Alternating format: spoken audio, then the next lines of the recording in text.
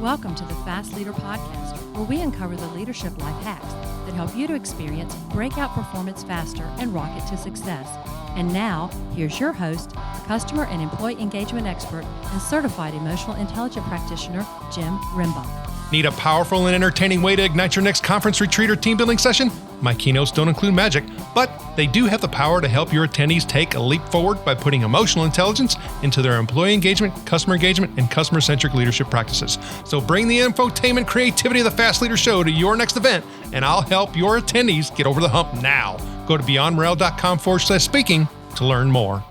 Okay, Fast Leader Legion, today I'm excited because I have one of those folks that is just very dynamic, great speaker, great thought leader, and you're going to have fun. Dov Baron was born in the UK. He is the eldest of 9 children. His mother and father divorced when he was 7 years old, so some of his siblings are half-siblings. But growing up, while other kids were watching cartoons, Dov describes himself as being a weird kid. He was fascinated by documentaries, politics, and what made people do the things that they do. Dov has always been an entrepreneur, started his own business at the age of 15. But being entrepreneurial was born of his inability to follow rules that didn't make sense or were outdated to him as a high creative, high stimulus individual. Dov is currently the president of Authentic Paragon Alliance, a strategic leadership consulting firm. He is a best-selling author of several books. His latest book is Fiercely Loyal: How High-Performing Companies Develop and Retain Top Talent. Dov has been speaking internationally for over 30 years. Outside of his speaking and training, Dov works with multidisciplinary leaders and executive teams to build the bonds that create organizational cultures that become fiercely loyal. He also writes for and has been published in many industry magazines, including being featured on CNN, CBS Small Business Pulse, Yahoo Finance, Boston Globe, USA Today, CEO, Entrepreneur, and many more. Dov currently lives in Vancouver with his beautiful wife, his queen, Renuka, and has 3 children, a daughter age 40, 2 sons ages 29 and 30. He's also blessed to have 4 grandkids. Dov, are you ready to help us get over the hump? I am ready. Let's do that hump. All right, now I've given our Legion a little bit about you, but can you tell us what your current passion is so that we can get to know you even better? My passion is, as always, leadership. But the specifics of that leadership is giving, if you really want to look at what's going to make the great leaders of today and tomorrow, it is actually the soft skills. The very thing that we push towards the side is the thing we need to bring back. And so what we're very focused on, I'm passionate about, is bringing leaders to connect with their own purpose and then having the emotional intelligence to lead with purpose so they create fierce loyalty between the people around them and all of their team members and their customers. You know, I thanks for sharing that. And I mean, I'm certified in emotional intelligence myself, and I've been following this track and trying to become more aware and be better at being, that one that does, the connection and creates the rapport and, has a better awareness of self. But let me tell you, Dov, I mean, growing up with 3 brothers, in Chicago area that can be in an area of Chicago that's kind of rough.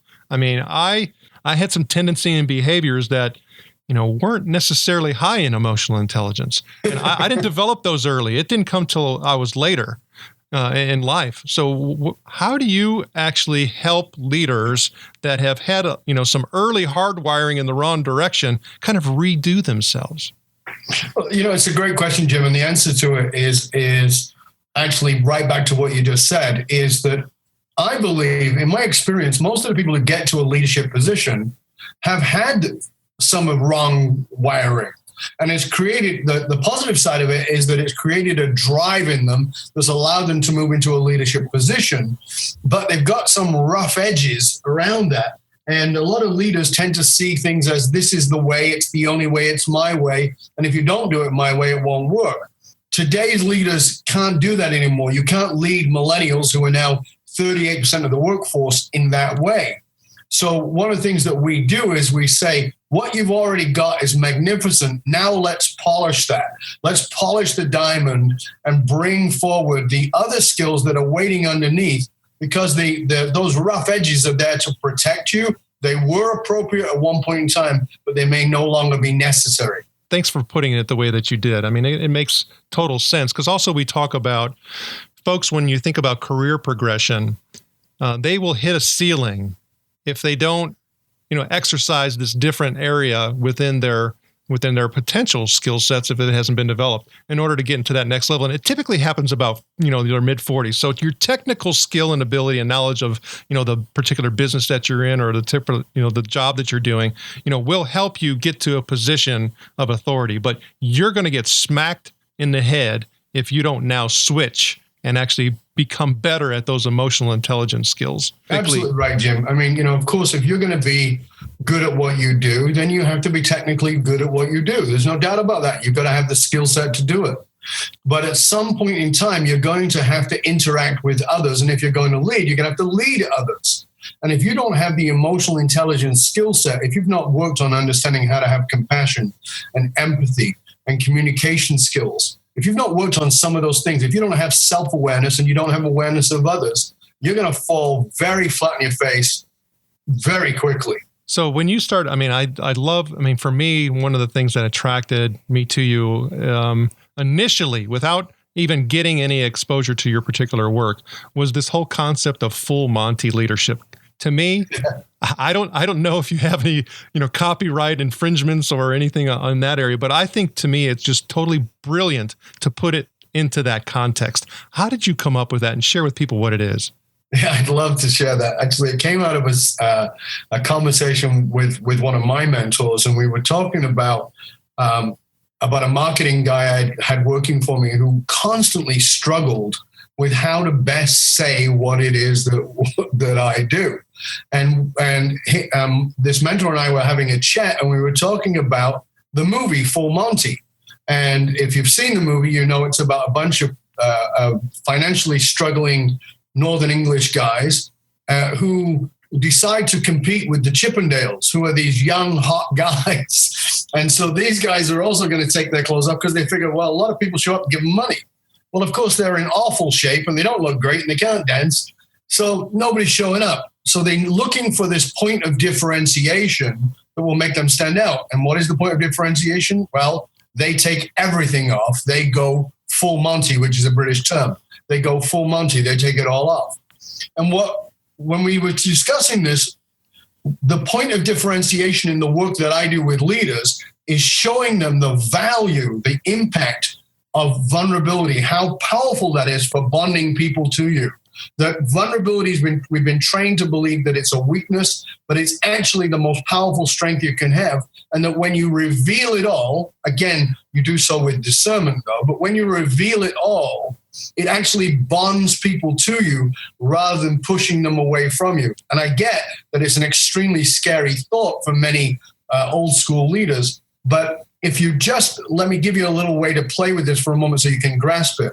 I want you for a moment to think about somebody who is a trusted friend, somebody who is a really loyal, trusted friend on one side. Put them in your mind on one side. And on the other side of your mind, put somebody else you've known equal amount of time who is just an acquaintance. What is the difference between those two people? You can't say it's time anymore because you've known them as long as each other. So what is the difference? And the answer is that a trusted friend has seen beneath the covers. You have revealed to them who you are beneath the mask. You have stripped away and revealed the weaknesses, the struggles, the challenges, and they've done the same with you. And that's what has actually created the bond between you. That is what you want with your leadership team. That's what you want with the people that you are leading and guiding, is you want to do that because today, more than ever, the number one challenge facing major organizations and small business alike is the ability to keep people loyal to them. If they don't feel an emotional bond to you, they're going to take off pretty damn fast. And I think that's a great point. I was actually having a conversation with somebody the other day about employee engagement, and she was wearing the badge of lean operation on her chest like it was something, great, but yet we're talking about an employee engagement problem. And the way that she was wearing that, badge is when I started talking to her about some of the activities, that I, was referring to in order to help them improve engagement. She says, well, is that going to require them to take time to do that? And I'm like, well, yes. And she says, but we're in a lean operation. And I'm like, yeah, and you have an employee engagement problem. If you don't give your people the opportunity to interact and engage, become vulnerable, share those things, you're never going to overcome your engagement problem. It's very interesting, isn't it? Because, this, you've just pointed out the great paradox, which is we want a lean, mean operation that is not high cost, and we want employee engagement. And I got news for you. It's a simple rule of finance. You have to invest in order to get gains. And what people want in many organizations is they want to get the payoff without doing the investment. And at the root of any business, I don't care what business you're in, it's not relevant. Just take a look. The root of any business is your people. For decades, we've said, my most important asset is my people, yet you don't treat them that way as a leader. This is so often the case. We need to step back and recognize that our people are our greatest asset, and we need to invest in that asset, because when we invest in them, they will invest in engagement with the company. And remember, disengagements are around 73%. And what does that mean? It means actually that full engagement, active full engagement, is actually globally only at 13%. That means that 13 out of 100 people who work for you are actively engaged with your company. The rest are either disengaged or actively disengaged, which means poisoning people against your company. You better move those numbers up, because it can make you go bankrupt. And I think, too, it puts it in context to where, what we were talking about a moment ago is that in order for the full Monty and people get to the point to where they do the full Monty, it doesn't happen quickly. So you have to create the mood and the environment, right, for them to get vulnerable and be able to share and make those connections, and that's an investment too.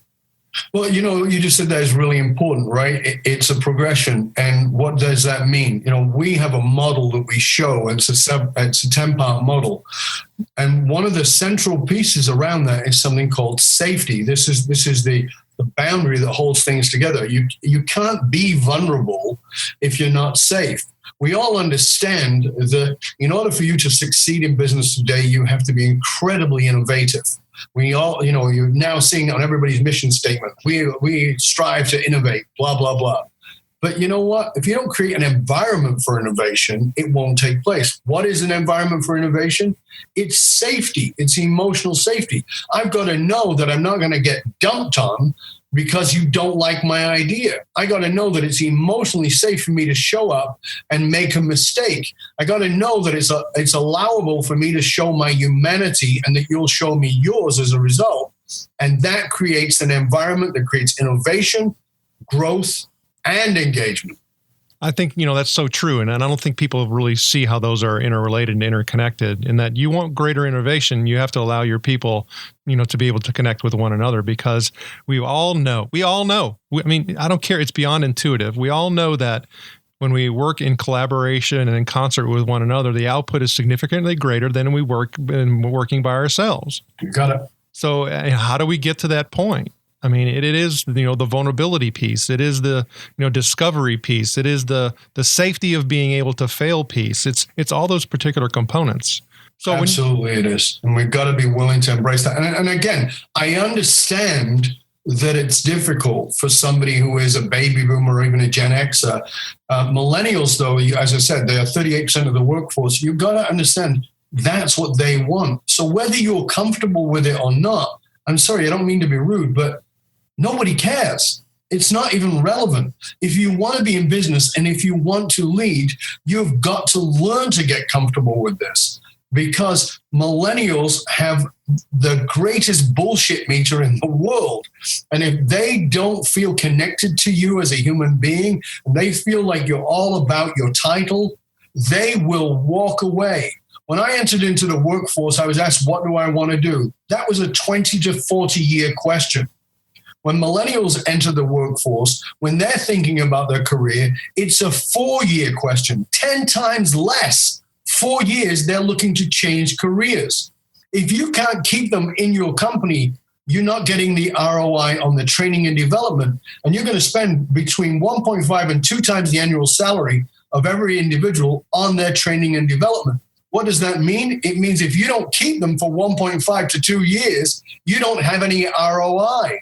So what part of the work that we do is getting the people to stay for 4 years, so doubles your investment. And if you can bond them to you, they will also become evangelical. And that's what you want. You want your people to become evangelical so they'll bring other good people into the company as well. So you've always got this great pool of high talent, top talent people working with you, working for you, and becoming evangelical for what it is you do because they believe in you, the leader, because they get to know you, the human being. Yeah, and I think what you just did right there is put a very tangible, metric, upon emotions. And a lot of people will say that, well, that's all the soft stuff. There's no hard figures. And my reply to that is that it's because you don't know how to calculate it. You know what, Jim? That's a great point. So, a big piece of our work, a central piece in this model, the central pin is purpose. And people go, well, that's a really nice concept. I really actually quite like it, but I just don't see how it will impact my business. So as an example, we're talking about looking at the numbers and looking at the matrix. Let's think about a book, you're probably familiar with it, which is called Good to Great. Good to Great is a book that was written by Jim Collins and his partner back in 94, not last week, not last year, 94. And they were particularly fascinated by this idea that what is it that takes a company to be top in the Fortune 500? How do they get there? In that research, what they discovered was that 83% of the companies that make it to Fortune 500 drop off into irrelevance within 15 years. They were fascinated by what is it? What's the difference? What is it that gets a company not only to go to the top, but to stay there when others fall away? And guess what? They found that the companies that made it to the top and stayed there for multiple generations were all values-based, purpose-driven organizations. What does that mean? They were all focused on the soft skills. So when you're looking at the matrix, the measurement of that, that's something you really want to pay attention to. If you want to get to the top, you will need the soft skills. Like Jim said earlier, at some point in time, you're going to hit the wall because your hard skills won't be enough.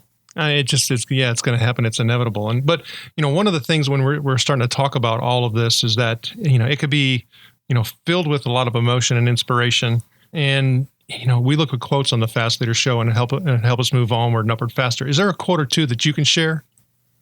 There's a ton of quotes, but if it's okay, I'd actually like to share one of mine because I think it just brings this home in what we're saying. I know it might sound egoically, but it's not meant that way. And it's just this: hard skills may get you there, but it's the soft skills that will keep you at the top and make sure that when you get to the top, you're not there alone.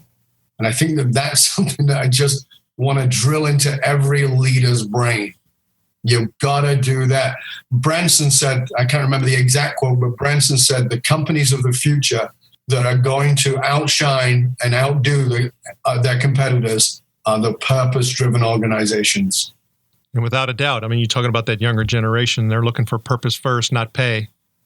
Well, we as baby boomers look at that next generation and we think that we want to give them a rise, give them more money, give them a corner office. They don't give a crap about those things. What they care about is meaningful work. What is meaningful work?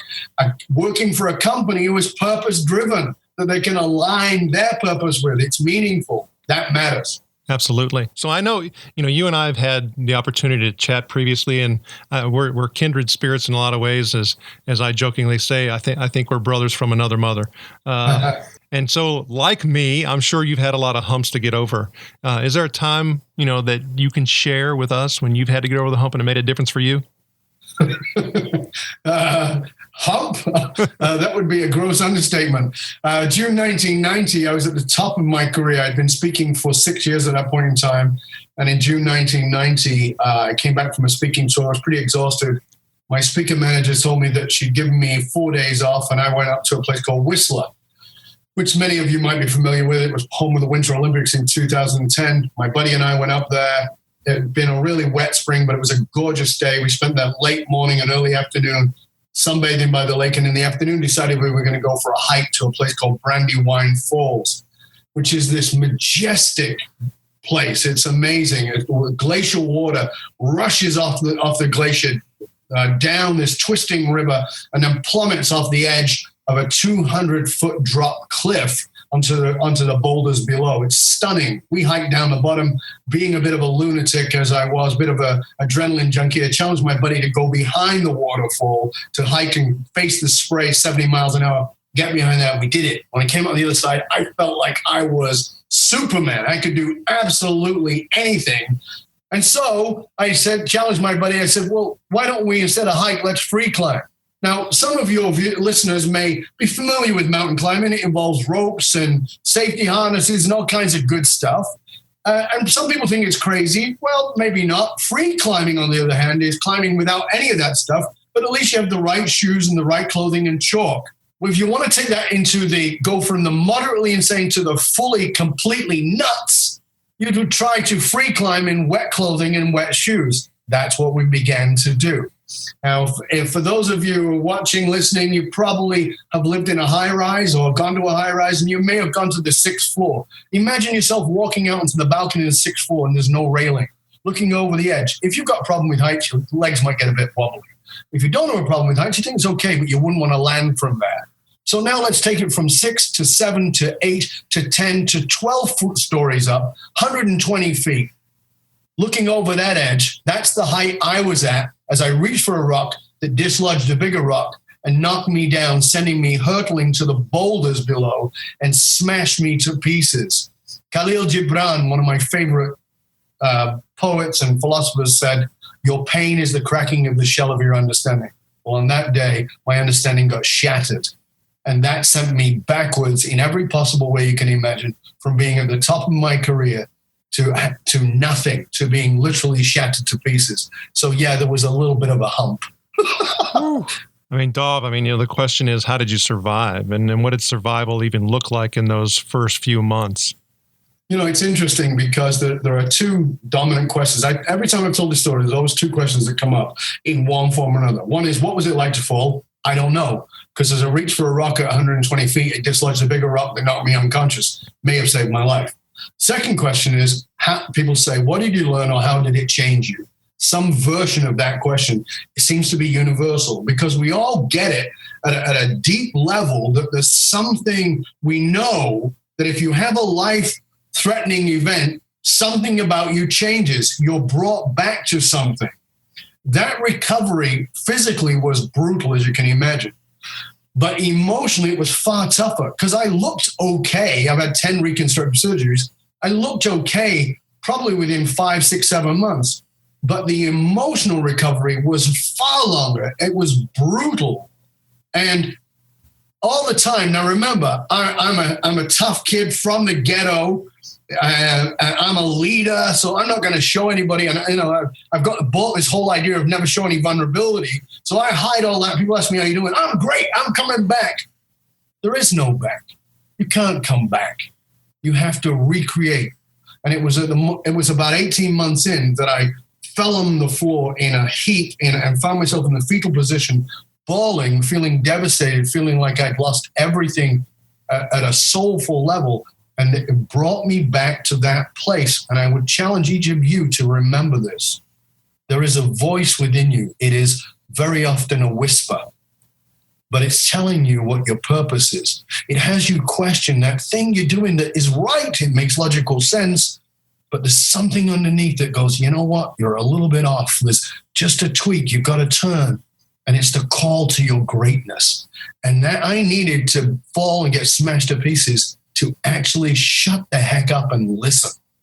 That's what it did for me. That was the turning point of my life. Not the fall, 18 months later, in listening.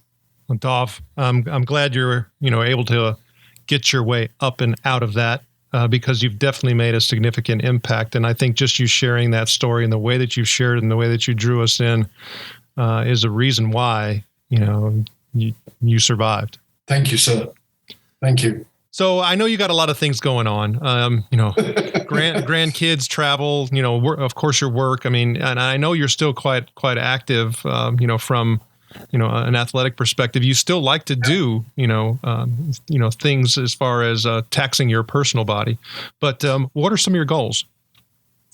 My goals, in the grand sense or in the little sense? In the little sense, we got things that we're releasing, like we got a new leadership course coming out. The goal is to get that out there. The goal is to get a certain number of people to go through that and experience it. Of course, those kinds of goals.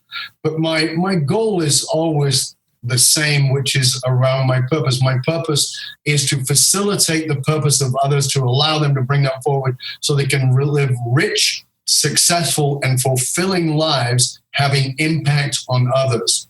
I just want to I give you the goal as it came to me in clarity. Many years ago, I owned a personal development company, seminar company. And at the end of these 5-day events, which were 16 hours long, people were very gracious and they'd stand and thank me. And it would say, thank you. And I would always answer with one simple question, for what? Because people like to be general and I want to make them specific because that allows them to get it. And this one lady stood in front of me. She said, I want to thank you. And I said, for what? And she took a pause. And I said, okay. And she said, I said, for what? And she said, for my grandchildren. And I said, for your grandchildren? That's interesting. What do you mean? I said, your grandchildren are not here. She goes, no, my daughter is here. And you've changed my relationship with her. And she's pregnant. And you will inevitably, by virtue of what I've learned, change the relationship with my grandchild. And it was at that moment that I got what I'm doing. And what I'm doing is not about the direct impact in the moment, but the ripple effect. So as you listen to this, I hope that you've been shifted in some way and brought closer to your own purpose. And as a result of that, that will impact the lives of the people you lead and your family. And that is my goal. And the Fast Leader Legion wishes you the very best. Now, before we move on, let's get a quick word from our sponsor. An Even Better Place to Work is an easy-to-use solution that gives you a continuous diagnostic on employee engagement along with integrated activities that will improve employee engagement and leadership skills in everyone. Using this award-winning solution is guaranteed to create motivated, productive, and loyal employees who have great work relationships with their colleagues and your customers. To learn more about An Even Better Place to Work, visit beyondmorale.com/better. All right, here we go, Fast Leader Legion. It's time for the Hump Day Hoedown. Okay, Dov, the Hump Day Hoedown is a part of our show where you give us good insights fast. So I'm going to ask you several questions, and your job is to give us robust yet rapid responses that are going to help us move onward and upward faster. Dov Baron, are you ready to hoedown? I'm ready. All right. So what do you think is holding you back from being an even better leader today? What's holding me back personally? Just stepping further into courage. It's all about courage, even more courage. What is the best leadership advice you have ever received? Tony Robbins said to me, who's on your team? I said, I don't know what that means. And he really explained to me that I needed a team, and he was damn right. What is one of your secrets that you believe contributes to your success? One of my secrets, without doubt, is compassion. What do you feel is one of your best tools that helps you lead in business or life? The willingness to see the greatness in others. And what would be one book that you'd recommend to our listeners? And it could be from any genre. And of course, we'll put a link to your book on the show notes page. Well, thank you for Fiercely Loyal, which is mine. But the book I would recommend is the one we spoke about, which is, of course, Good to Great, Jim Collins. Okay, Fast Leader listeners, you can find links to that and other bonus information from today's show by going to fastleader.net/Dov Baron. Okay, Dov, this is my last Hump Day Hoedown question. Imagine you were given the opportunity to go back to the age of 25, and you've been given the opportunity to take the knowledge and skills that you have now back with you. But you can't take everything back. You can only choose one. So what skill or piece of knowledge would you take back with you, and why? I would take back the knowledge that it's not always about the direct impact. It's about, as I said before, it's that ripple effect. Because the reason why is because I would often get deflated and I would lose my juice when I wouldn't get the impact right away. What I would actually get was, maybe even some negativity. And I began to realize that the real shift can only it's not always right in that moment. But the people who went up to say thank you, that's wonderful. But there are people who left the room whose names I will never know, whose lives got changed. And that's what's important. That was what I would remind myself. It's what would give me the foundation to say, you got to live your purpose, even if you don't see the results immediately. Dov, it was an honor to spend time with you today. Can you please share with the Fast Leader Legion how they can connect with you?